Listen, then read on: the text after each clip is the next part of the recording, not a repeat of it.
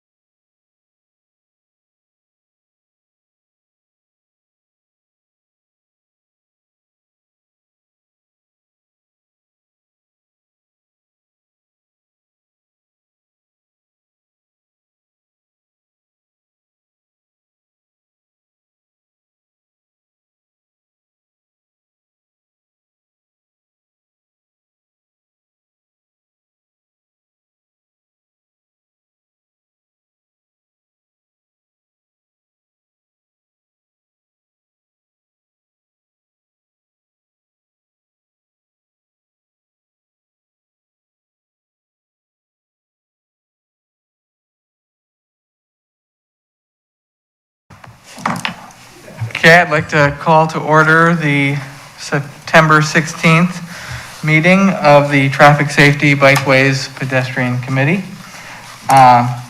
First is the approval of minutes from the August 2021 meeting. Do we have any comments or concerns, or do we have a motion? I move that the minutes of August 9th, 2021 for the Traffic Safety Bikeways and Pedestrian Committee be approved as written. Is your microphone on? I thought it was. Okay. Yep. I better bring it closer. How about that? Thank Thank you. Second it.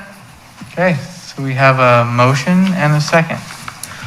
All in favor of approving the minutes, say aye. Aye. You will vote too, right? You can, Everybody's not. you can come to abstain. Yeah. Oh, yeah. Yeah, you can. Yeah. So any no's? And I think we have just one abstention. Okay. Next is the appearance of interested citizens. This is a time for citizens to come and talk about an issue that is not on the agenda. Did we have a list? Did any of you want to talk? Yes, okay.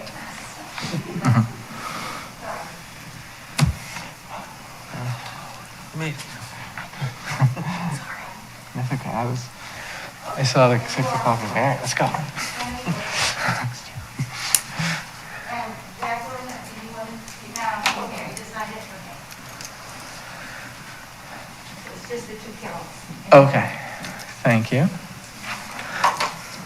Okay, so we'll start with the first, Carol Dorfler. I'm Carol, that's Carolyn. Right. Just an FYI. Good evening, everyone. Mr. Wes Hare, interim manager of the city of Keizer, attended our West Keizer Neighborhood Association meeting last week and spoke about the $8.8 million gift that the city of Keizer will be receiving. $4.4 million of that should probably already be in the bank, according to Mr. Tim Wood. I understand that there will be a process for which these monies will be spent, but wouldn't it be great if some, or maybe all of it, could be used to make all of Keizer safer for everyone? Just think, pedestrian islands and lights down River Road, where there have been fatalities, we all know this, adult and child alike, also a child who was severely injured in a crosswalk, and that could have been prevented. Since red light cameras seem to not be feasible, how about more radar trailers that could actually issue tickets? There must be consequences. We don't have consequences anymore. I was raised with consequences. I don't know what happened to them. The word is still in the dictionary, but there don't seem to be any anymore. You could include signage at the city entrances and in neighborhoods that could say, radar in use, laws will be enforced. Use some of it to connect the sidewalks that you all have been diligently trying to get accomplished for at least 2 years that I know of. And especially near and around our schools, especially there. Decibel readers for noise offenders and speed tables where needed. Traffic speeding and noise are endemic in Keizer and other cities, we know this. You have heard complaints from all areas of Keizer, either from the neighborhood associations or from individuals who have submitted letters. Just today, I saw a letter from Jackie Moyer, an ex-counselor, complaining about McLeod and Tepper. Apparently, she's brought this forward before. I also found a letter from Michael Robertson, who lives here on Dearborn, and he's in the Southeast Keizer Neighborhood Association area. He had a letter. That letter got sent to city council. I don't know if you received those letters that go to city council because they are not read at city council. They're just posted when the minutes are posted from that particular meeting. That being said, $8.8 million would make everyone in Keizer just that much safer. And safety should be the priority for the city of Keizer and not just ignored time and time again. Thank you. Carol, did Yes. did the city manager mention if the money has been kind of allocated yet to any, or will be allocated to things yet? No, there's going to be, there will be a process for that money to be distributed. And the council has mentioned it several times. Mr. Day might be able to address that, but it's been brought up at city council several times. Once they knew that that amount of money was coming in, that they would develop some sort of process to allocate those monies. And at the last council meeting, I believe, Mr. Wood, who's the financial director at the city, said that he was expecting the $4.4 million to be in the bank by the end of that week. And so council meets, I think the council meeting was on a Tuesday. And so by that Friday, he was expecting that first half to be deposited in the bank account, the city bank account. Councilor Day, do you know of anything about the allocation yet? We have to allocate the money by December of 2024. We have to actually spend it by December of 2026. What I can tell you with reasonable certainty, because I believe all the city councilors at one point have suggested their support, indicated their support for this. We are going to try to obviously maximize, get the biggest bang for our buck. Mm-hmm. Whether that means leveraging the money for other money or pulling it together with other communities in Marion County for a project that would benefit everybody greatly in the entire region. I don't know what that's going to look like. But there will be a process. We had a meeting August 23rd, thank you, that went over the basics of what we can and can't do with the money.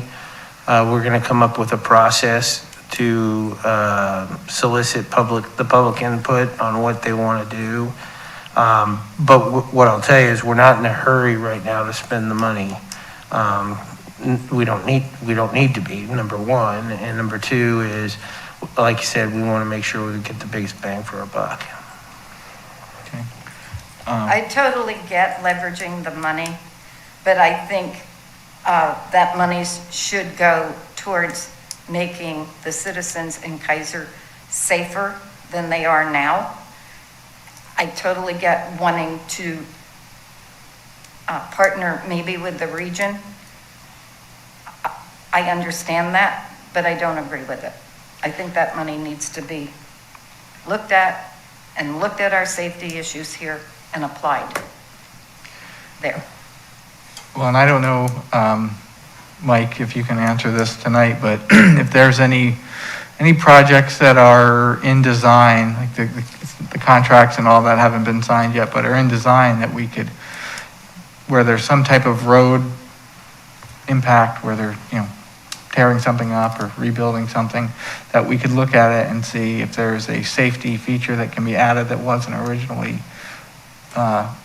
we couldn't originally do because of funding. Nothing right at this moment, and I know the money that we're talking about needs to be allocated to certain things, and we can only use that for certain things. And I know we want to use it for safety, I just don't know how we can apply that and where that fits in and how we can use that. And that's all the talk that needs to happen, so we can use it for all the things that you're talking about, Carol. So, I got it. and that's coming up in the future. In the nearest future, using that money, we do have some projects coming up, but we're not there yet, and we don't have that money, and so we have money allocated to do as we're moving forward right now with different projects. So that's about all I can speak on that. I'm planting seeds.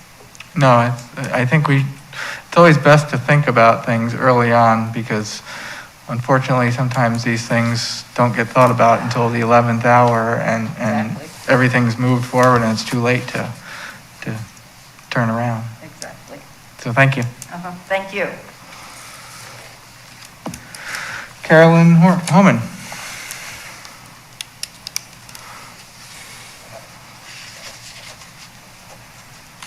Carolyn Homan, I live on Sunset, and just piggybacking a little on what Carol said, I walk a lot in Keizer, and I want to put a plug in for sidewalks too as a safety issue, because we have a lot of sidewalks that are crumbling in Keizer, and I know that apparently repair is up to homeowners, and that's an expensive proposition.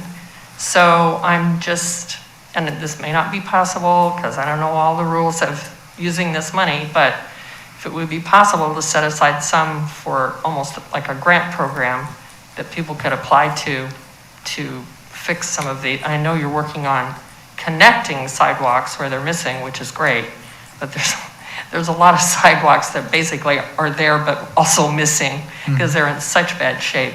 So just a thought. So I'm also planting a seed and putting that out there. So it's something that would really help a lot of people, and it's kind of an ADA issue in a lot of cases as well. So Yeah. that's it. Mike, I know residential sidewalks, the homeowner's responsible. How about along commercial corridors? Is that Exact same. same? Okay. The abutting property has to maintain what's in front of them, including the planter strip, so. Okay. That's a great idea, and it's a hard one to weigh right there. You want to connect sidewalks, but at the same point, you take that money and you put it somewhere else. So I kind know. of It's like, I'm sure the list is going to be way longer than the dollars. But, and then another thing I just wanted to mention, I was just in Portland, I was pet sitting for my son. But anyway, Portland has put up signs everywhere. Portland, it's time to slow down. And I think it may be around back to school time, time to slow down. But I mean, those signs are everywhere in neighborhoods, so it's an issue, so. And are they just like yard side signs? They're like, they kind of look like a speed sign, but they're only about this high, like a yard sign, but they're in the shape of what a speed sign would be, so. sandwich board. They're just like a campaign sign would be. Yeah, put in the ground. So, and, it's PBOT, the Portland Bureau of Transportation, put them out, so. Right. So, Yeah. so it sounds like something that SCATs might do for. Yeah, that'd be great if they would, yeah. That's a great idea. I'm just not one, I've never been in favor of signs, because I've never seen anything that indicates anybody pays any attention to them. We have signs where my son lives up in Portland. There must be between Powell Boulevard where he lives is 2.5 blocks, there must be 7, 8 signs. And they still have people drive down that street 55 miles an hour in a 25 zone. They just seem cluttered, and they don't last long. That's just I don't different know. opinion. I grant you that something needs to be done, I'm just not sure that, Well, but it's an idea, yeah. I could see around, as school starts, it's kind of a change of traffic patterns. People are already kind of noting things Yeah. differently. Yeah. so, anyway, Okay, well, But thank you for that. yeah. I wanted to make a comment about the crumbling sidewalks. And you can listen from here or there or whatever. Is that a couple of years ago, Hirsch, when we were doing the Safe Routes to School, I walked, I don't know how many miles around the different schools and turned in a bunch of people for sidewalks that had just totally crumbled to nothing usually in their driveway. And that's a code enforcement in the cities. And I'm not sure it's the city's fault, maybe it's the people's fault who are walking, not turning those people in because it's a direct violation of the city codes. And they get a letter, same like my mom got one, they get this elevate where the tree root was throwing up the sidewalk. Get it fixed or we'll come and fix it and put the assessment on your property taxes next year. That would at least correct the problems where we have sidewalks that the owners have failed to do their duty, I guess, in terms of maintaining that sidewalk.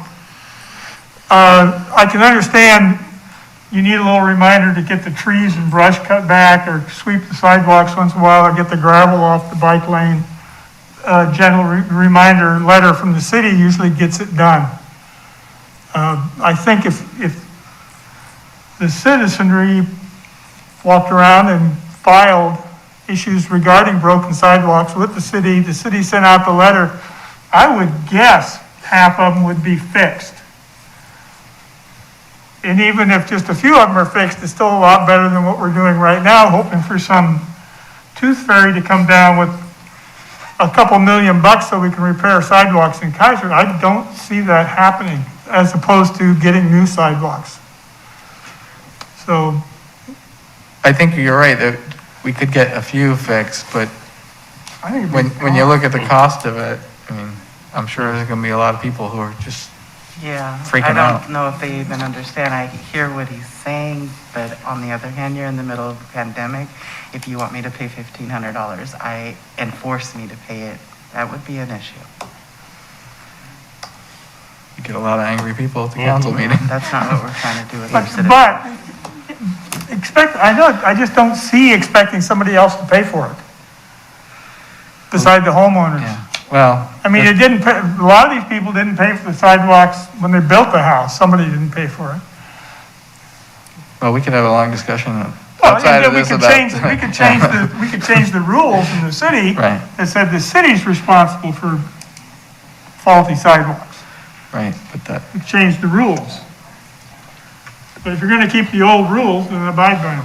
yeah. Okay, well, thank you for those suggestions, and we'll see about what we can do with some of that, and hopefully, that public input opportunity will come sooner than later, and hopefully we'll be able to have some grant money to leverage too. So, thank you.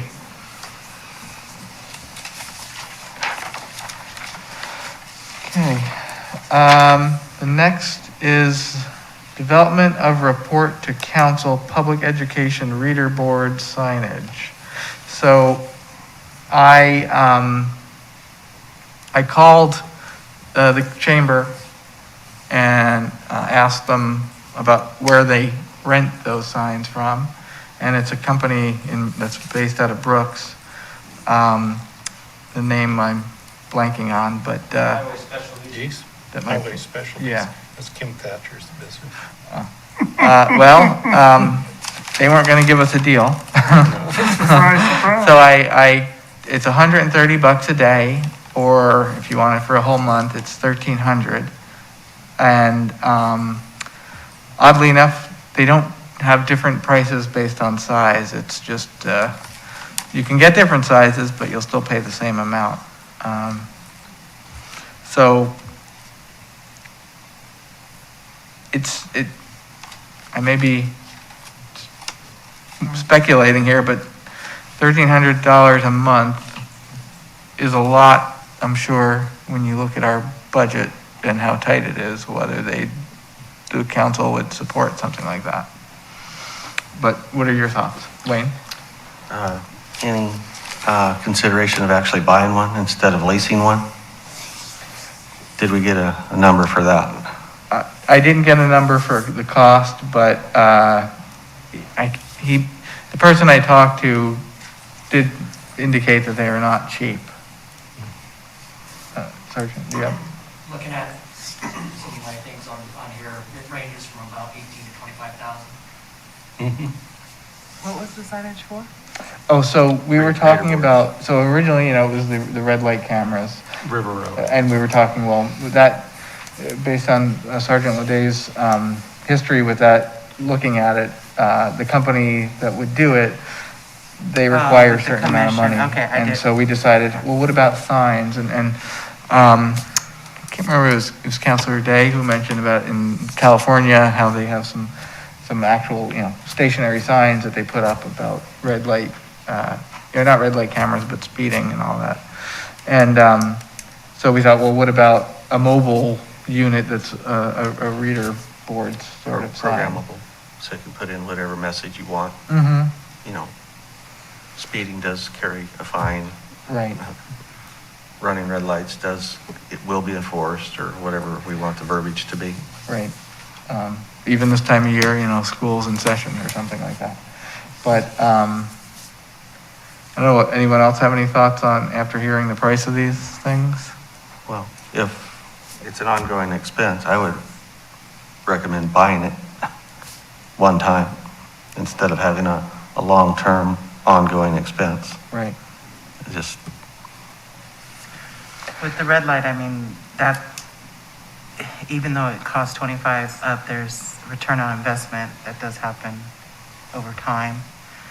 I didn't watch the video to see where this all went, if we were even still thinking about it. Maybe that's why it turned to signage. The reason why we didn't go beyond it was based on what Sergeant Leday was saying, was the company requires a certain, Commission. yeah, On and each- you need a on certain each number thing. of Yeah. people speeding through red lights, and they didn't find enough. Well, right now, I mean, what we're currently doing is we have the slow down speeding box that we move around the city when there's complaints, correct? We have two of them. Yeah, and I Back do, to two again, I should say. say it again? I said we're back to two again. We've Okay. had two of them taken out so far over the last 4 years. Oh, no. We've had to have replaced. There was one on, I can't think of the name of the street, Alder Brooks, it's over there on the other side of, I can't think of the name of it. It does do its job. It's just a matter of moving them around enough and getting them in the same spots every couple of months in order for them to work.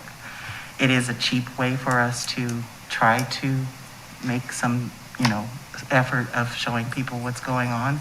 I do like the putting possibly the signs around the schools to say, hey, slow down, it's coming up. That would be a good idea. We could ask the what are they called? Well, SCADs to do it, but I'm talking about get it, the community association involved to help put the signs up and take them down. Because they currently are putting signs up when, a week before like in my area, a week before the meeting, letting us know that when the meeting is. So if we could involve their help, at least we could get those out there when stuff like that is happening. What we're really clearly hearing, or what I'm clearly hearing, is $1,300 a month is too much. We need to think outside the box more that is not going to dip into the money, because as much as those ARP funds that we all want our hands on, the council has a long time to try to figure out where each of these pieces, the money is going to go to the pie. And there are more than just our safety that they're thinking about as well too. So even if we did get a slice of that pie, if it was $100,000, that's not going to go that far. That might cover 4 areas, the north, south, east, and west, to get something completed. I do think that we need to keep thinking cheaper instead of, and to be able to help out and get things taken care of around the schools areas especially, more than anything, because our recommendation on those kind of stuff seems to carry weight and we can get somewhere with it successfully. Putting a dollar amount on these, we keep getting kind of pushed down. Right. And I agree that, there are a lot of cheaper, semi-permanent solutions to put in to kind of as a test too, to see if it works. Because, we could spend $500,000 on something and it didn't really work. So if we did the cheaper ones, yeah, Debbie? This is not really my place, but I live over by the fairgrounds, and on Fisher Road, they have one of those, it's a speed limit sign, but below it is an LED sign, and I think it's operated from solar energy, but it tells you how fast you're going. And I was wondering if Sergeant Leday could tell us maybe how much those cost and if they're effective in keeping people's speed down. Well, we do have one, like, right before, if you're on Lock Haven, you get to Whitaker, that actually shows the speed. It actually has an indicator if you're going over where it gives a flashing strobe light to try and get your attention. I think it does help. Yeah. I mean, I honestly, you have a handful of people that try to see how fast they can get up to. Because it covers the bike lane too. But again, after it's set, I mean, as soon as they're going 15 or 20 over, it shuts off to try and avoid that from actually happening, so they can't get to any top speeds. I truly believe it helps more than it hurts, without a doubt, though. And they also run, I mean, no range between about 3,000 to 5,000 each.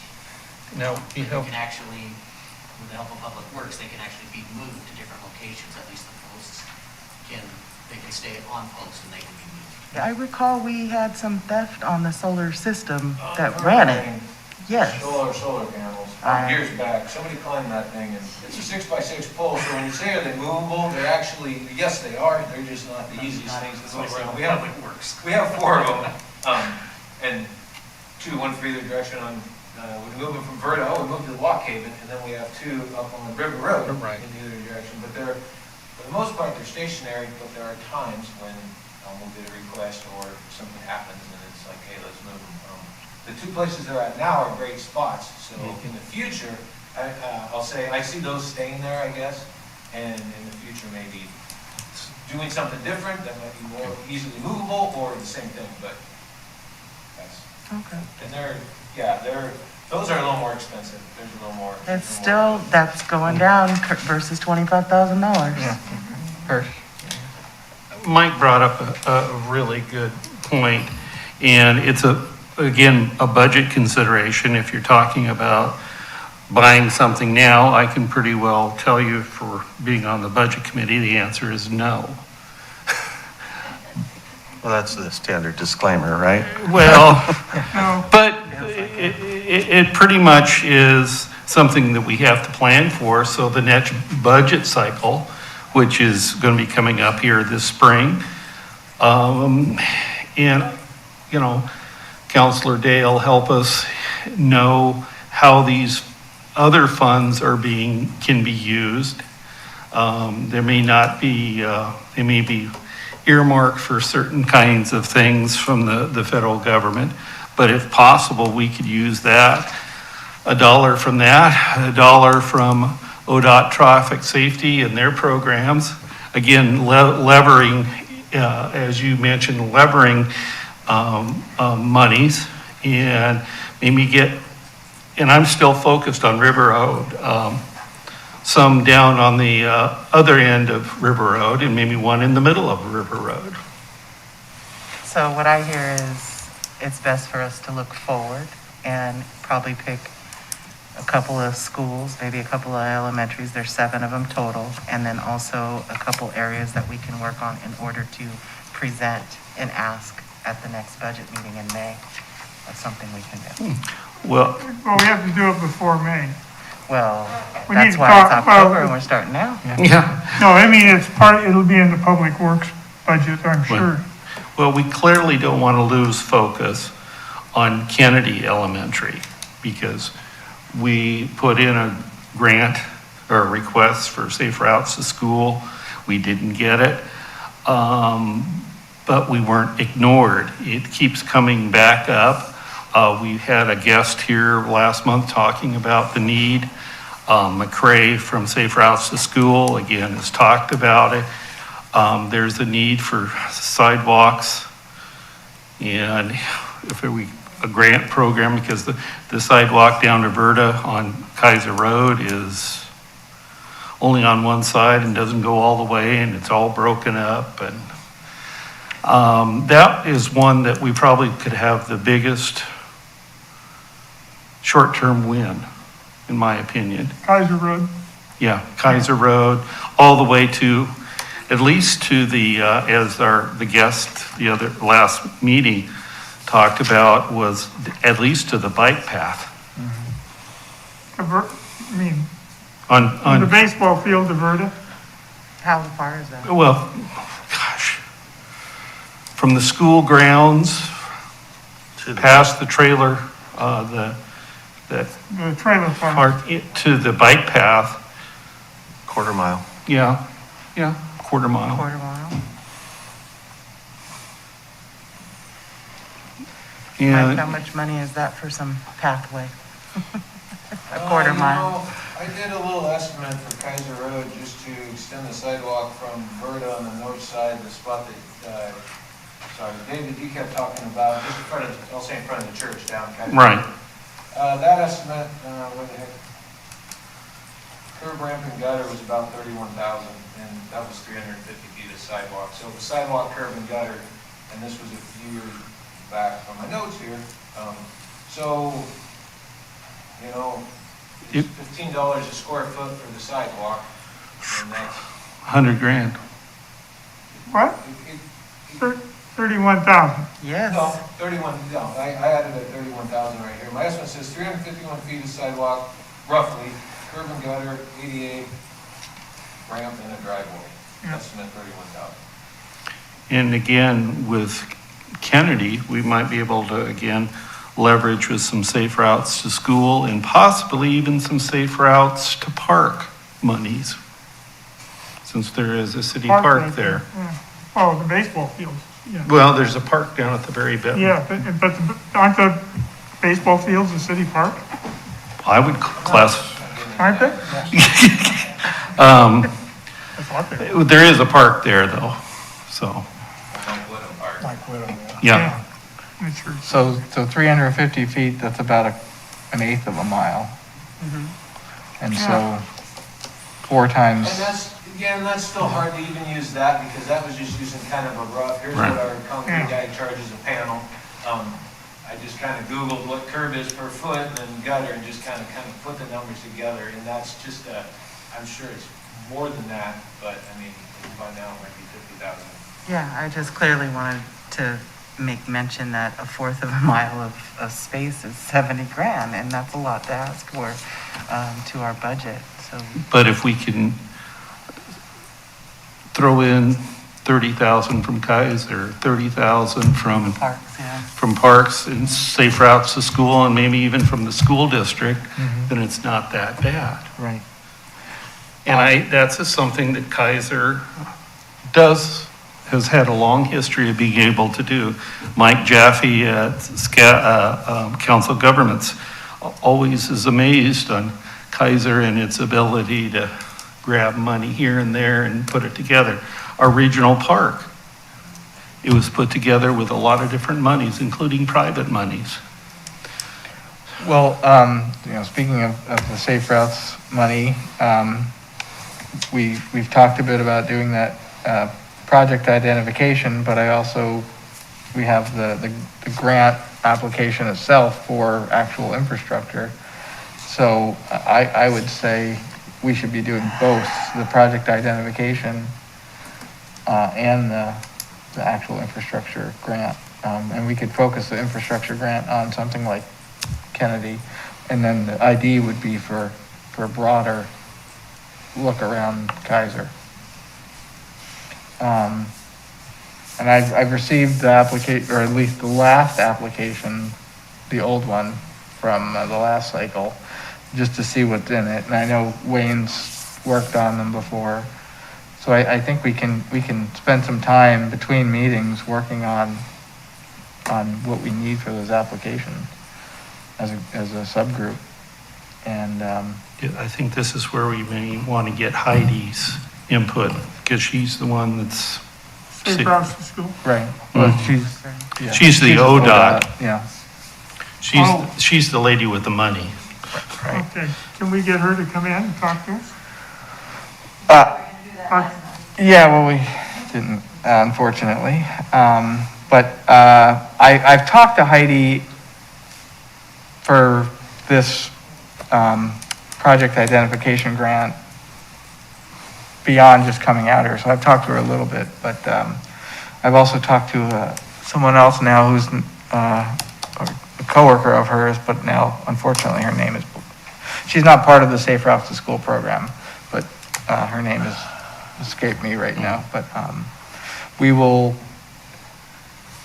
I guess, Hirsch, since you have such a good, strong relationship with McCrae, could you reach out to her? Who's this? Which girl, which woman? McCrae. Or which person, anyway? McCrae is the Salem Keizer Schools, Safe Routes to Schools coordinator. Okay. She's not the money lady. Right, The but money she can- lady, Okay, it's the gal from ODOT. yeah, is Heidi. Do you know who she is? I know both of them personally. Okay, could you, I want to have her come in. Can we have her come in next month I can ask. and tell us what's available for us? We could explain, if somebody, whoever talks to her, tell her what the problem is. We don't have enough sidewalks. Well, And see if she can come in and talk to us, give us some encouragement. McCrae's already has monitored this committee's work, and Mike Jaffe, who has helped with sidewalk inventory for both Salem and Keizer, she has all that data. Heidi has the money. Well, do you And- think she would come in? A lot of them like to come in and talk to somebody. These two would, I don't know what their schedule is. Well, Yeah. I mean, of course. But I can talk with them, no problem. next 2 months, what's this? This is October, November, December, we got 3 months. I So think, the next, this fall. I think we could probably get one or both of them. Yes. Well, I talked to the gal, the Safe Routes to School. She said more than willing to come in. Oh, And the gal from Chariots was more than willing to come in and talk to us about their new, Kiki, what's that? it was Kiki. Yeah, the other Kiki, right. Yeah, the other Kiki. The reason I talked to her, it's kind of well, it's related, was whether or not when we do road improvements, whether or not we want bus pullouts or not. And I was, interestingly enough, I was just up in Portland and they narrowed things like Powell Boulevard, Division, Hawthorne. They've narrowed the streets, built out a bigger sidewalk area so the bus stops in its lane and all the sidewalks are level with the doors, so the buses are all ADA accessible. And they were doing that on Powell, which I thought was interesting because it's one of the busiest streets in the city. And there's, being involved in transit for the years that I was, bus pullouts, although they look good, transit drivers hate on the whole, because once they pull in, they can't pull out. And, talk about a traffic calming device. A bus works really good. Anyway, But they were in the middle Chariots is in the middle of determining their 10-year plan for routes and street improvements for the buses. And they're in the middle of that, or starting that. So she said she'd love to come in and talk to us and see what we thought. Well, I think that'd be great for her to come in, but I would not have them all at the same. No, No. not the same. Yeah. Do you want me to contact Kiki too? Yeah, sure. Okay. Yeah, I agree People with. love talking to you, Hersh. I'll see when McCrae can come in, and then Heidi. Those two could really take up an evening meeting. Yeah. Okay. Well, either one, or we Yeah. can spread them out too. Yeah. And then Kiki could come in whenever. Okay. Their plan is not supposed to be over till next summer. so- I think that would be great if in the next 2 months that we can come in here when these deadlines are, or gather the information and bring it back, and then we can start to prepare, first of all, something to go to council for them to even agree, so that we can start to pursue any of those grants, and explain to them that they will have a buy-in that we would ask for possibly in our budget, not possibly, most likely. Guaranteed. It's, Yeah, I know it's a match, right? Yep. So, So, and then a working group. if I was, yeah, if I was doing, well, I try to get Heidi here first. She's the lady with the grant money in the grant process. Right. McCray is what kind of little programs and stuff. And she's just jump starting now because school just started. So she doesn't have, her focus is on some media that's going on right now, getting the word out about be safe routes to school kind of thing to parents and stuff. But more, I would figure closer to the end of fall, she would be a good one to bring in. But get in Heidi as soon as possible. Okay, I support that entirely. Because she's money. Right, right. And she's, I would assume, is she one of the ones reviewing the applications then? It's a team. But she is one of them. Yeah, so- there is a work group that actually reviews these, but she is the program manager. So she would be very helpful in guiding us to, or at least guiding McCray Yeah. maybe to how to, what to put in. Well, some of the funding for McCray's position did come from Heidi, so And, a lot of it did. and speaking of school starting out again, and how I mentioned SCATS being a good resource for signs, maybe the Safe Routes to School program could purchase some signs too, like that, where school's out, and it's certainly not for this year, but. This is something we could ask her. I don't know what their budget is, but they do have some discretionary funds for promoting safety. So that is a possibility Yeah, okay. around the schools. You know, it couldn't be all around Keizer, but around the schools. Right, certainly, yeah, within the school zones. And she has kind of expanded. Her two schools in Keizer are Cummings and Kennedy, but she can provide services to all the elementary schools. Okay. All right, well, that sounds great. I'll work on that. Yeah, and so getting back to the electronic sign, speed limit signs, is that something we would want to tie in with our talking to Heidi, or, because it sounded like we were looking at not just the school zones, but also River Road, which is. I'm still focused on River Road myself. Right, and yeah, I think Lock Haven beyond the school area can be busy with no signal crossings and lots of traffic, so. River Road. Well, River Road, but Lock Haven too. Even on both sides of River Road, there's lots of traffic, wide street, and, once you get away from the school zone, people start to forget, hey, I should be driving safe. Just curiosity, does anybody know offhand if there are any school boundaries that exist in such a way that forces kids to cross River Road? Well, high school. Well, beside the high school. Just high school, middle school. Elementaries, my understanding is Should the be in that. district has been extremely good at I think not crossing. kind of global Yeah, boundaries. no, Cummings is on one side for the elementary, so there is no crossing Yeah. over. And where Cherry ends, that's about a mile from Weddle, so that there is definitely, River Road is your separation. It's the high school that has them walking, but the middle schools are all pretty much bussed in the same area for middle school, Claggett and Whitaker. Whitaker, yeah. Yeah, River Road is the Great Barrier Reef in Keizer. I think Okay. that just the other day. Oh my God. Now, I know for Gupser and Whitaker, they have a zone that you have to cross Lock Haven, and yes, there's a signal at 14th, so that's, and there's even a crossing guard at 14th, but I'm sure there's kids who decide they're going to try and cross. Well, at a more convenient location to where they live. So, and that may be not the only school that's got a busy crossing, for kids to do.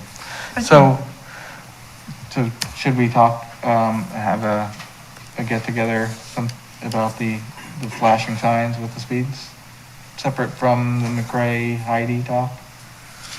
Since we're looking beyond river? We're looking beyond school district.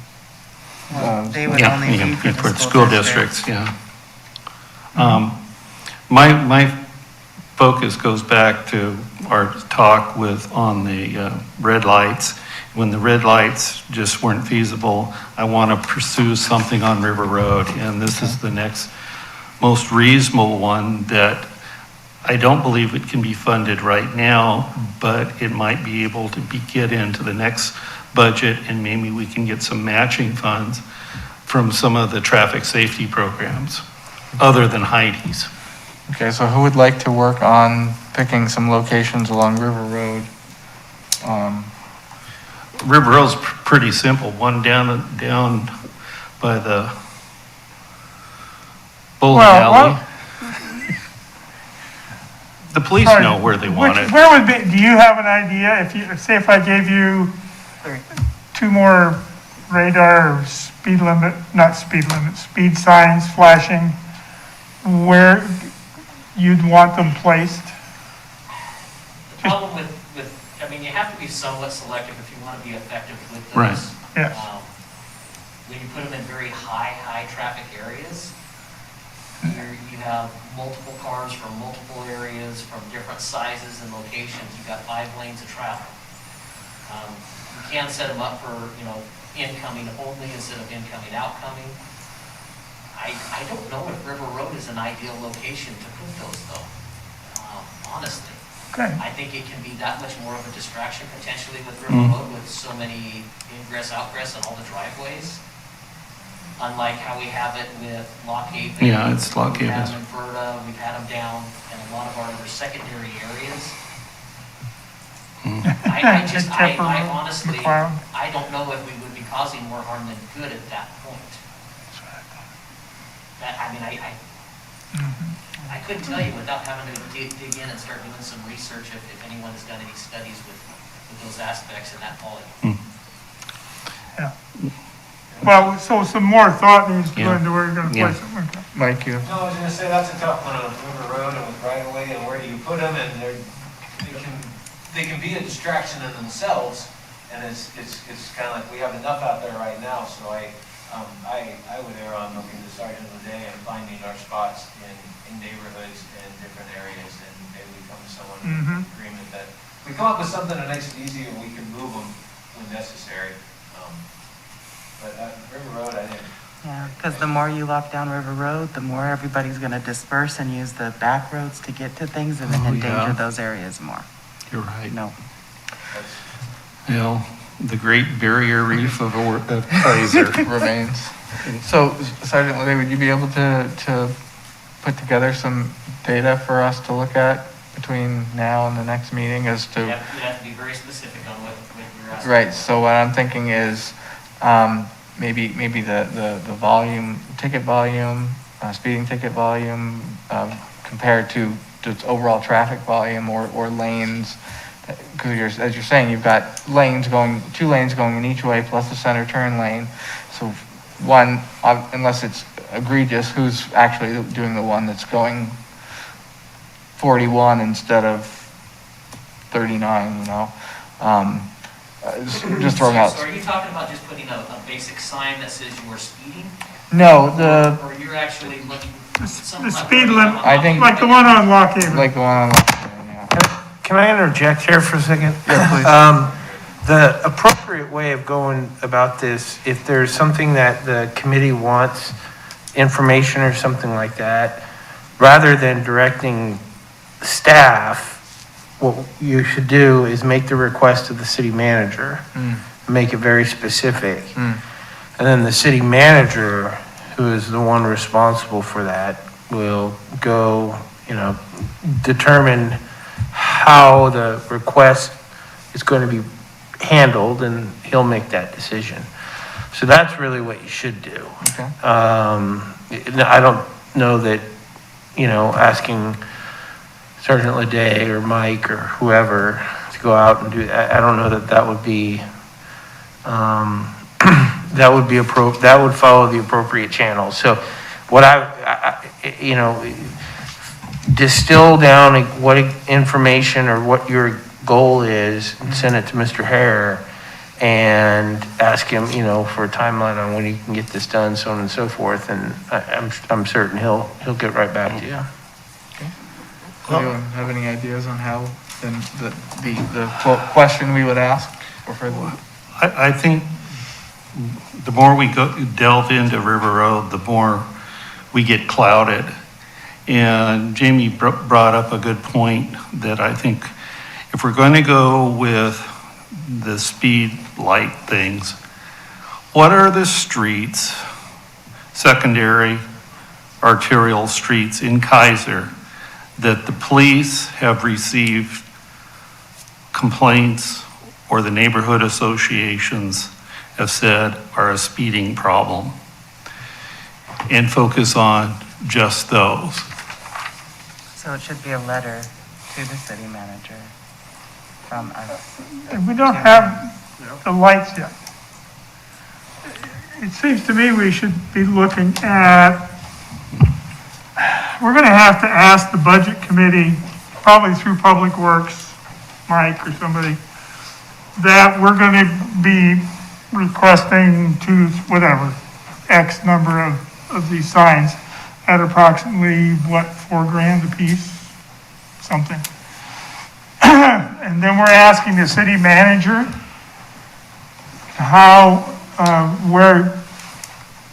where to place them? Well, I No. can tell you how we run the program currently with our 2 mobile trailers. And then the police department owns 2 of the fixed post signage that we actually have over on Lock Haven by the elementary. Long straightaway, multiple complaints, verified complaints. We felt it was probably in the city's best interest to have those fixed in place there. They could be moved, but right now, I think most of our city experts think that that's the best place for them at this time. Our trailers are all complaint driven, so we actually have a running list of our neighborhood complaints of speeding vehicles. The only caveat that we have with those is that we actually have to be able to find a safe place to deploy them. So if there's a roadway and it's bike lane and it's curved and there's no way to actually place them in, then we can't put them on those specific roadways because we actually can't be a hazard within the roadway itself. But all those are determined by complaint-driven, neighbors as far as with speed issues. I would think you'd almost have to do the exact same thing with the signage. The only problem is with those, it does take quite a bit more manpower, so you'd have to look at long-term areas of putting those up. Mike, help me out. I think you guys have one of the monster trucks that come in because of the hole that has to be dug in order to have everything set in place. Yeah,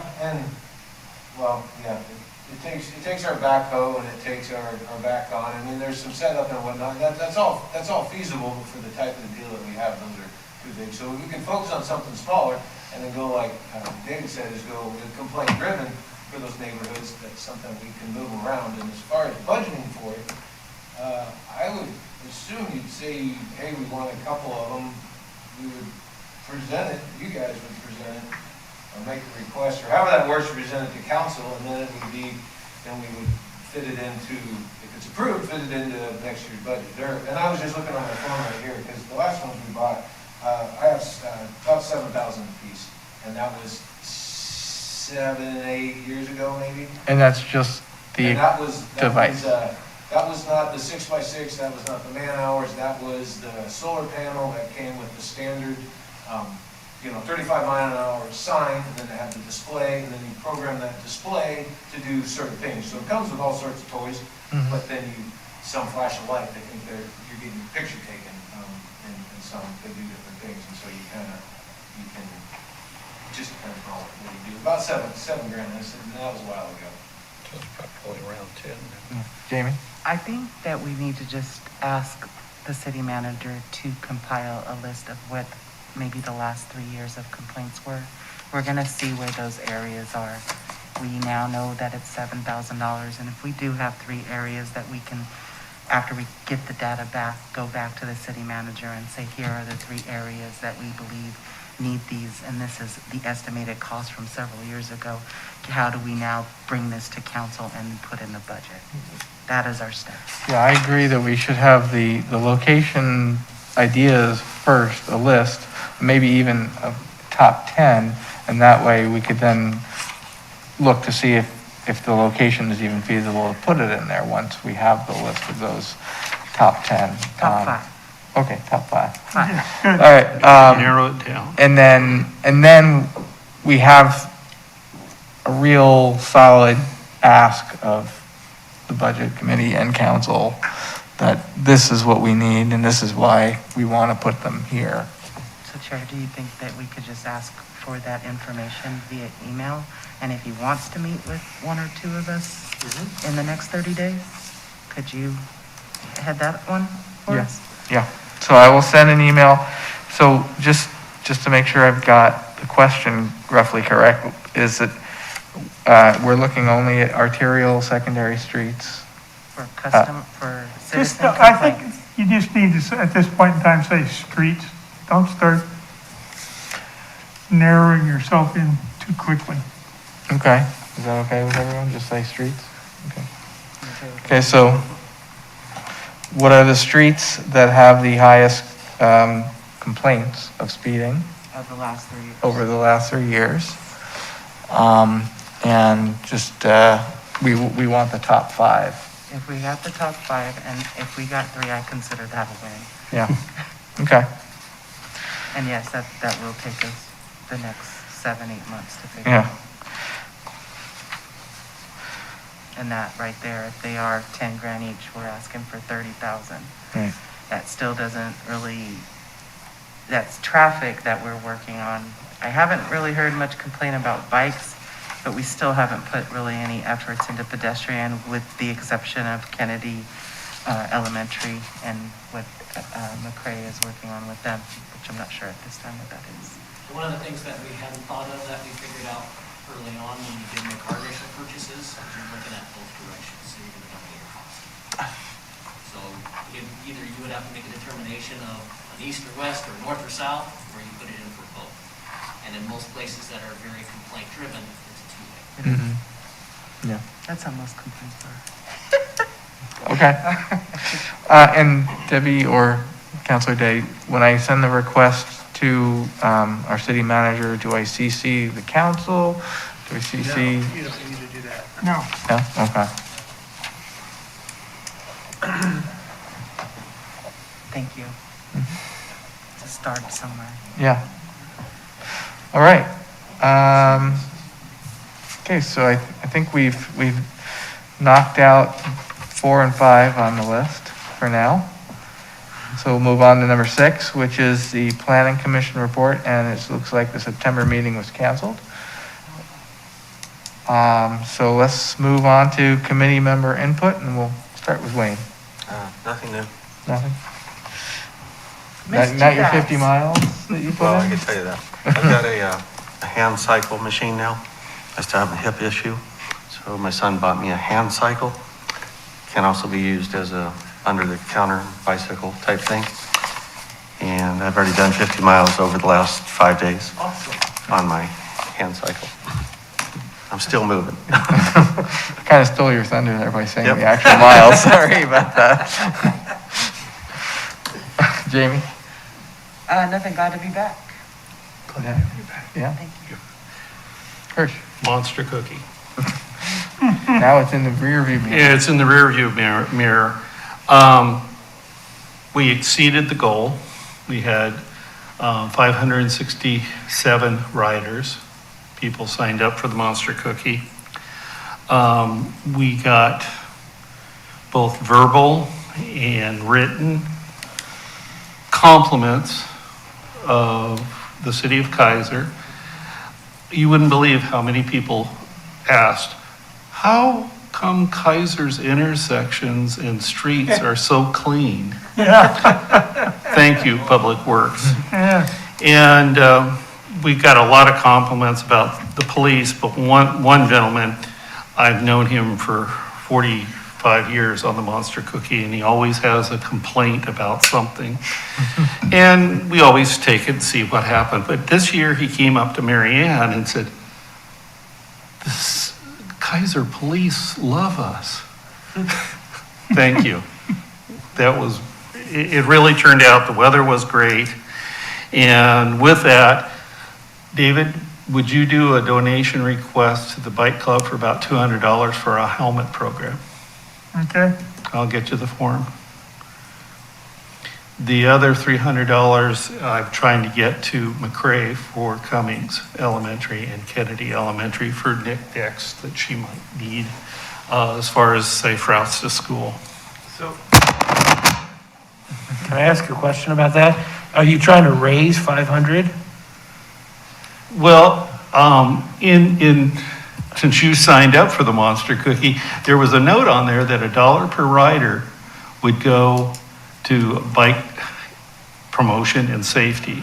And I had asked the board earlier that if we could do safe routes to school in a Keizer program. And the helmet program always needs donations, and then helping Kennedy and Cummings Elementary, which there were a number of kids from. So $500 comes back to Keizer because Keizer was pretty good about helping us on the Monster Cookie. Well, then I will match the $200 Okay, Or helmets? 200. for the helmets. Oh, Okay. wow. Yeah, okay, yeah, we'll get a donation We'll request get for that request in. Yep. this helmet program. If I have the forum for a second, it's been going on since 1997. We're about the only city in Oregon that has a program.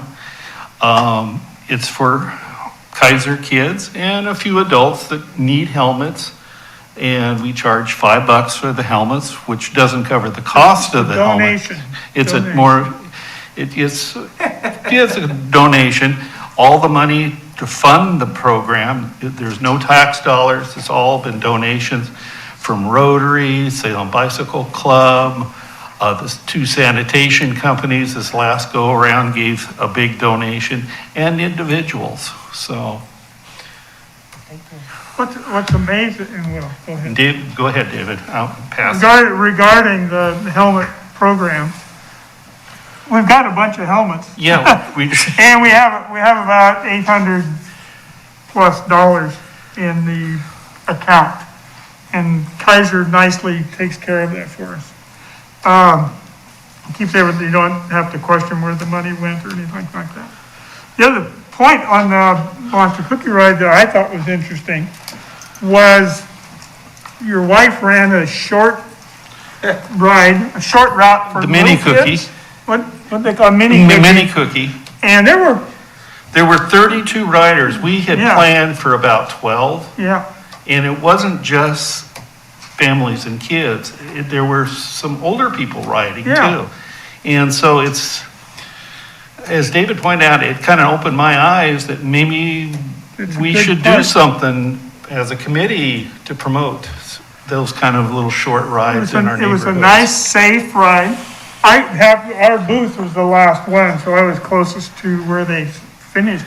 And the parents were just so enthusiastic. Finally, somebody's the parents are riding with their little kids, and it was 6 miles, wasn't It was 6 miles. 6 miles, and it was all real safe locations and paths and stuff like that. So it was a big hit, and it may have been one of the first ones I've even heard of Yeah. for small kids. There were kids in there that were 5. Yeah. The route we picked was pretty safe. And Yeah, level. You should have had 34. I know. 2 people in free-wheel recumbents. Yeah, and free will recumbents weren't able to make. Well, I just signed up and I had a nasty fall literally the day before I was getting my trike ready and I could hardly move. But that would be another little thing that maybe this spring, this committee could partner with the neighborhood association or somebody and just have another little short bike ride. I was stunned on how many showed up, I really was. As a planner, this was the first time the bike club had ever done such a thing. And we were thinking maybe 10 people, nobody's gonna, there was people that came down from Portland. The lady from Vancouver with her grandkids came down just for the mini cookie. So. Well, I was just thinking, a lot of people, I guess we haven't talked about it. Sometimes we give the helmets away because we determine, or the police officer stops somebody. Somebody judges they can't afford the $5 donation. So we give a bunch of helmets away. And we've given them away down by Smoka House is one. Smoka House, we gave some. And I don't know what Keizer School District calls that building down on Clear Lake in Wheatland. But they used to house. Centennial. Okay, they used to deal with over 18 special ed kids. I don't think they're there anymore, but I was called in there once to outfit, I think it was 4 kids with helmets. I'm not sure they were riding bikes or they were using them in the somewhere, but they needed the helmets. And down at the end of Lock Haven, the mobile home or modular, we went down there. Yeah, you and I somebody called us and said, we got too many kids running around here, don't know what's going on. Come down and teach them something. That was about it. So we did. And gave them all helmets if they finished the class and did the little ride outside. So some of the things we do, bike rodeos. Well, to what you were saying, Hirsch, maybe, isn't May Bike to School month? Yeah, we might be able to partner with McRae. We might be able to just I know David has done some things just as this committee. I know I've talked to Sergeant Leday as COVID gets easier and kids could get out. We could even do something in our parking lot here. So, but that mini cookie just blew me away. It just blew me away. I didn't think there would be that many people showing up. The weather was nice, but to come from Portland just to ride around our park. Yeah. And David got to hear all the comments. No complaints. Anyway. All right. Yeah. We also sold 3 helmets. So. Yep, there you go. Excuse me, we didn't sell them, we gave them away. Well, still, that's 3 good. We had one woman show up, forgot her helmet at home. Yep, there you go. She was so nervous about doing well in the ride. That's it for me. Okay. Me too.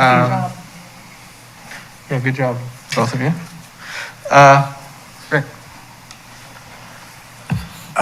2 things, I guess. At the last meeting, there was some discussion, I can't remember how it came up exactly, about westbound traffic on Shamawa, kind of right there where Arcade comes in, of cars running off the road right there into the front yard. And I went out there and took a look at it, and the homeowner had put a pile of rocks out there, but that really isn't the traffic engineering solution.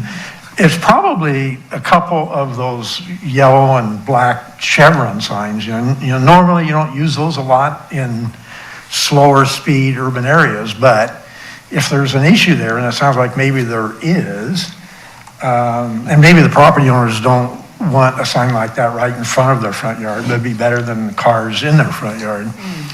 So I would just say that's probably the traffic engineering solution if an issue there. Just probably 1 or 2, if there's people that are not paying attention, especially in the middle of the night or something, for that. The other point I wanted to bring up, we talked about the projects that are in the Keizer TSP last time for bike and pedestrians, and I've gone out and looked at all of those sites on the ground. I gave Debbie earlier a little summary that I wrote up, and she's going to include that in the minutes of this meeting. But there's really only been 3 areas that have been addressed so far.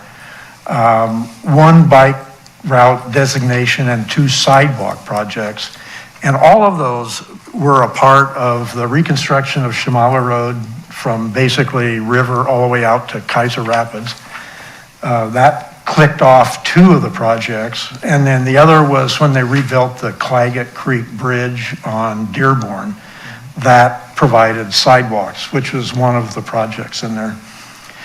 So I think when this GIS work is done to these maps, there can be a little bit of a designation that those 3 projects are already done. Really, it's 2 projects, but the rebuilding of Shamala and the Claggett Creek Bridge on Dearborn. Speaking of the Shamala by Arcade, I've seen in some places where they do kind of a squiggly line on the road to draw someone's attention, and maybe, you know, the kind of people who are driving through this person's front yard wouldn't see anything other than a giant flashing light at their. Well, especially like if in a dark rainy night, they probably wouldn't see the squiggly line very well. Like Right. these chevrons would definitely stand out Yeah. more than that. But in general, I mean, maybe it would help. And maybe the landowner or the homeowner might think it's less obtrusive, at least, than the chevron signs. And those are, what would you say, like 2-3 feet tall? They're what? 2-3 feet tall? The signs themselves? Yeah. I don't know, Mike, you might know better than me by now. I'd say they're maybe, the sign themselves, probably 3 by 2, and then they're mounted on a post. Yeah. So the top of them are probably 6 feet tall. But they're a little bit obtrusive, but also less than a car in your front yard. Though, too. Sure, well, yeah.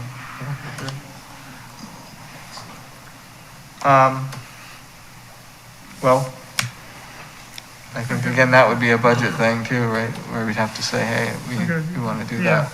Yeah, pretty minor. Well, yeah. Okay, I think, I want to back up. Yeah. We got some emails about Tepper Road. yeah, I went down there, that's interesting. I was down there in the middle of the day, there's no traffic at all. I never saw a car moving. And I went down, there are a lot of houses down in there. You get to the end of Tepper and all, what is it? The one that goes to the left is good. Jacoby. That's a ton of people. And then they got that, and I don't know what you call that development on the right. Is it it's not a mobile home park, it's not is it a senior estates or? No, Temper Parkway Mobile. Okay, so anyway, there's a bunch of people in there too. Yes. If people are complaining about speeding on Tepper Road, they must know who it is. I mean, you could just drive down, once you saw the car, you could just go down and figure out which houses. Apparently, everybody parks out in front of their house. I was gonna ask the sergeant, if somebody keeps speeding in front of me, and I know which house they live in, and the license number of their car, and I call you and complain about that, do you do anything about that, or do I need to? We could check with it. Okay, that's what Nothing we can enforce at that point. True, I'm just saying, if, I said, this guy's done this 3 times, whatever. But in those situations, I would prefer to know exactly. When and what, specific details, Strategically place ourselves and actually do enforcement. yes. I just think that's a really interesting one, because somebody was complaining about, assuming it said 6:30, it must be at night. Because during the day, there's no movement there. I mean, it's all local people, nobody drives through Tepper Lane. so even McLeod, it's very, McLeod. it's very time dependent. It's Yeah. rush hour, schools, that sort of thing. But Well, at yeah, least McLeod has a double yellow line that lets you. Tepper is in our area to concentrate on also. It's just we have a line of there were areas that we're working. Yeah, I just say, it's That just, is on our list to go and address. there's a lot of people coming up Tepper in the morning and going home in the evening and then hitting McLeod and heading north, south. Okay,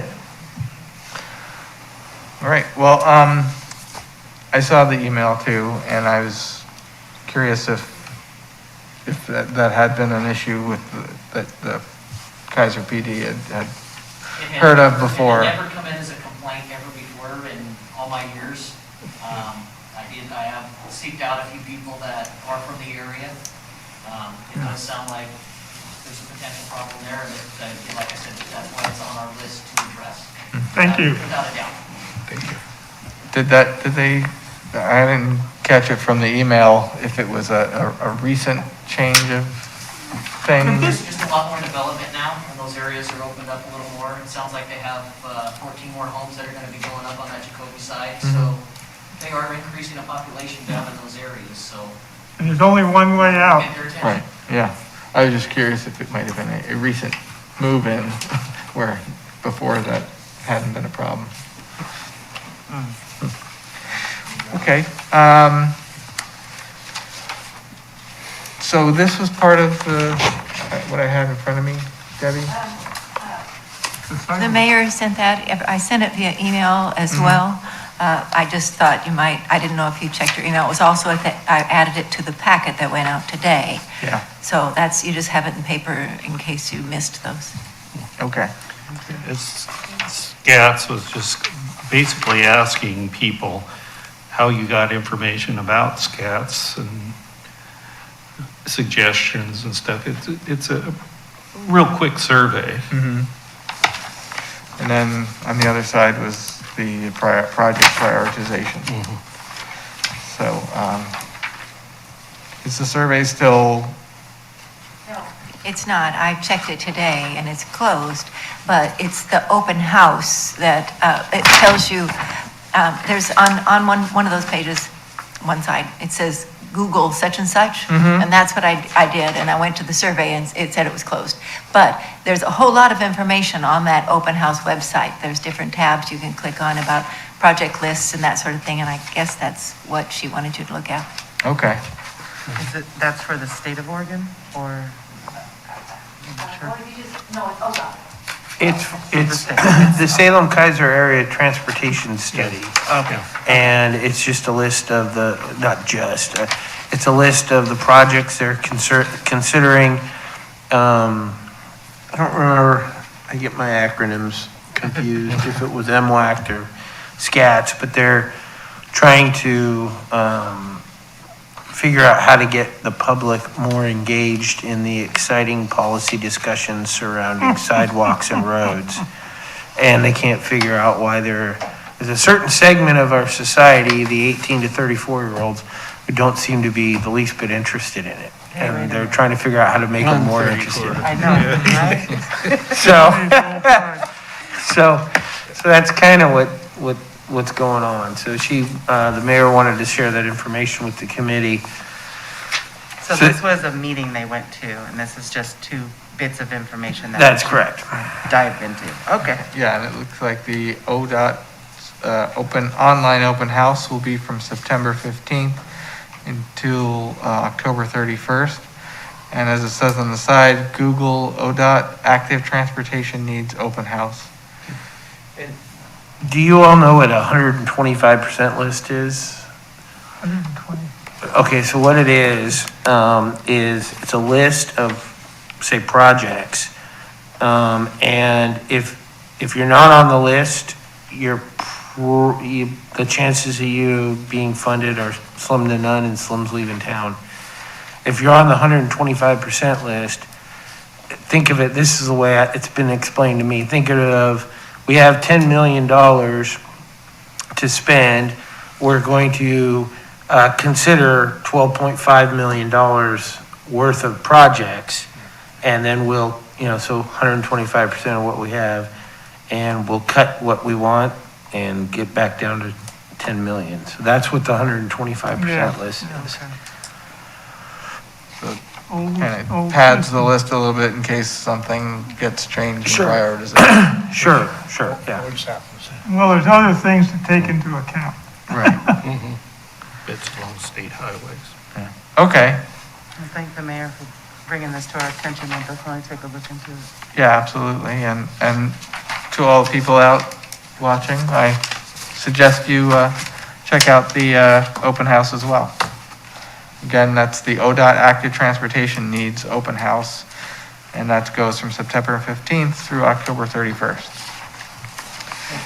All right, so getting back to our list, staff report. Mike, do you have anything for us? Yeah, thank you, Mr. Chair. We just recently finished our annual, one of our annual programs, and that's going around to all of our catch basins and manholes around town and gathering that data. And then from that, the guys will go out here shortly and take our cleaning truck and hit all the catch basins that are dirty and need to be cleaned, and same with manholes before the rains come. So that's what those guys have been busy doing. And then coming up pretty soon here, next Thursday, Windsor Island Road from Shamawa to Lock Haven. So that stretch in there, it's in pretty poor shape, and put it out to bid here about a month and a half ago, and Knife River got the bid. So they will be doing a handful of digouts along that road in preparation for paving next summer. So we caught that Mike, in. what section again was that? It's a section in between Shamawa North and Lock Haven North. Yeah, it's right where the crosswalk is. You need a mountain bike to go down it. So Mary Ann's doing that tonight, so Oh, really? she'll give you some feedback. Oh, goodness. Well, that's where you saw me today, on the Yeah. side of the road as you went flying by, and, no. No, I wasn't stopping. You were smiling and waving. Yeah, I was. For Mike. There's a complaint right there. Yeah, yeah. So that starts next Thursday, and it's, they expect only 10 days. So it'll be done October 10th or 11th or something, so. Tell me again, what are they gonna be doing? There are a handful of digouts along the road, so spent time marking out the worst areas in the road, and then they'll go out and saw cut those areas, and they'll dig down about 2.5 feet, put 18 inches of rock and 9 inches of asphalt, and that's in preparation for paving next summer. Those are spots that are failing, and before they get any worse, we're taking care of it This is in the road, not the sidewalk or anything like that? in the road. Okay. Well, I'm gonna say my 2 cents here. Windsor Island needs another sidewalk on the west side from Willow Lake south.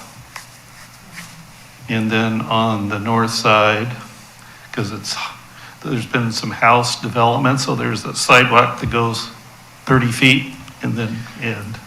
That's one of the sections that's on this TSP list. That clearly is a project because it also serves a school. And that's on the TSP list, and that's in the 15 to 20-year plan as of 2009. So, I mean, we're not, going by that, we're not there yet. Nothing by that. There's some right-of-way issues in there, and we'll work through those when the time comes. But right now, the road is failing, and it's something we needed to address sooner than later. I have a question for Mike when you're done. So when you're saying that the repaving, that's separate from this dig out and fixing these spots? It'll be the whole thing that'll get repaved? Correct. We'll just we'll dig them out and put them back they'll be put back with asphalt. And there'll be a bunch of squares, rectangles here and there as you drive down the street. And then after winter, we'll put it out, we'll put the paving list out to bid here early spring and be set to pave after July 1st next year. So with the repaving, it's just pretty much laying down, you're not really digging much for that, right? No, if there's certain areas, again, that need dig outs, so we've gone around and identified, I have a handful of streets, we have a handful of streets identified right now, and we're currently adding to that list. And in the current list, there are certain streets that we've identified that need dig outs, and those will happen prior to those getting paved. In the next year's resurfacing program, Windsor Island Road, however, there was a lot of dig outs, and so we took it. We didn't pave this last summer, so we took some funding and were able to put it to that, because that wasn't, which was a few dollars, so. David? I got a question for you regarding Tepper Road again. Is there a rule or a reason why people don't build houses under power lines? Well, that's the power companies. They're not supposed to put anything there, but people put gardens and different things, and I think that's allowed. So that's not, along Tepper, there's fences on the north side of Tepper Lane. Yeah. But their house is on the other street, the other north side street. So that's not their property, or is it their property? They just decided to fence it. I don't think it's their property, but they're allowed to use it, and that starts at Bonneville on the other side, on Right, the east right. side there of the Up to McLeod. crossing there, and it goes all the way, it goes all the way down Stonehenge to the west and. Well, it goes to continues on. McLeod, and then from McLeod on, there's a path. No, There's that'd be not a at path? 14th, there's a black path that used to go down to get to the old Circle K, but no, that continues, everyone's huge backyards continues west. That would be in between Stonehenge and Mistwood, I'll say. Because those huge lines continue through there. Yeah. And then I kind of lose track of them when they kind of continue west. Well, I was just thinking, because we're always looking for some place to put bike paths that are away from cars. Well, I know you can't build anything permanent. As far as the rules and regulations, I'm not sure. I know people do a handful of things there, and they're okay if anything ever needs to be done or some kind of maintenance, then those items will be moved. But I don't think the homeowner. We used to live on a farm up in the Sandy area that had power lines similar to that across it, and we still owned the property, but we couldn't build anything under it. They had an air easement. An air easement, yeah. But Okay, yeah, I was just curious, because again, I don't ever go down there, so. speaking of bike lanes, I don't know the easement that goes where it looks like there's, I don't know, gas terminals or it's, I think it's not far from here when you're heading south. On There's, what road? I think it crosses, oh geez, I'm horrible with names. Natural gas lines? I don't know, there's like an easement where, even, right over here, on the other side of Chamawa, there's an opening between homes, and it looks like there's some type of building, and it's fenced off, and there's no houses or anything. It looks like a separate protected easement that would run through this, perpendicular be to a the gas- street. So I don't know if it's like some type water of gas easement, Water? or water maybe. Go take a picture of it. Okay. next month. But yeah, I do see sometimes people will park like an RV or something in it. Oh, But I don't know if that would be, there's an easement behind Main Avenue Yeah. that goes all the way back. What's the name of the pump house? That would be. See, now I'm drawing. And it goes all the way to Clay. No, I know what you're talking about. Yeah. And everybody parks there. Yeah. Well, and that would be complaint driven, and then that would go to code enforcement, and then, but that's if the neighborhood, the people living there are. well, I'm just are thinking unhappy. as a bike path, if that could be a bike path too, that would let people, Well, the city owns it, so we would have some say. okay, well, there you go. All right, well, that's enough for me. How about anything else from you, Mike? Nope. Okay. Sergeant Leday, do you have anything for us tonight? Nothing new. All right. They were awesome at the Moss. I hope you were bored this week. I know. Michael, just one clarification on this ODOT open house thing, Uh-huh. It says along state highways is Yeah. underlined, so I assume they're only talking about projects on state highways, which would mean that would only be the Salem Parkway. River Road. River Road's not a state highway. No. It's got a state number on Number, it. isn't it? It's not a state Oh. highway, no. No. So we're only talking about Salem Parkway, I think. Well, that would fall into the category. Outside of Keizer, 219 River Road.